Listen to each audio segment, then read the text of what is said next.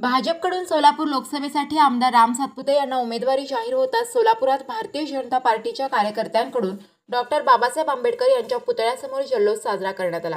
यावेळी फटाक्यांच्या आतिषबाजी करणाऱ्या तरुणांनी मोठी मोदीचा नारा दिला।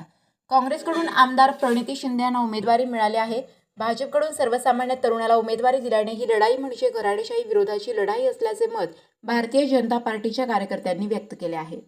आज भारतीय जनता पार्टीच्या सर्व कार्यकर्त्यांच्या वतीने व युवा मोर्चाच्या सर्व पदाधिकाऱ्यांच्या वतीने डॉक्टर बाबासाहेब आंबेडकरांच्या या पुतळ्याचं अभिवादन करून आज या लोकशाहीचा जो मोठा उत्सव आपण मानतो लोकसभा निवडणूक म्हणजे या लोकसभा निवडणुकीच्या पार्श्वभूमीवर भारतीय जनता पार्टीकडून एका सर्वसामान्य तरुणाला एका शेतमजुराच्या एका ऊसतोड कामगाराच्या मुलाला या ठिकाणी उमेदवारी देऊन भारतीय जनता पार्टीने पुन्हा एकदा दाखवून दिलंय की आमच्या पार्टीमध्ये नाही काही सोन्याचा चमचा घेऊन आलेला तर एका सर्वसामान्य कार्यकर्त्यांना न्याय दिला जातोय। आणि या प्रणिती शिंदेचा पराभव करण्यासाठी राम सातपुतेंसारखा एक आरोग्यदूत राम सातपुतेसारखा सर्व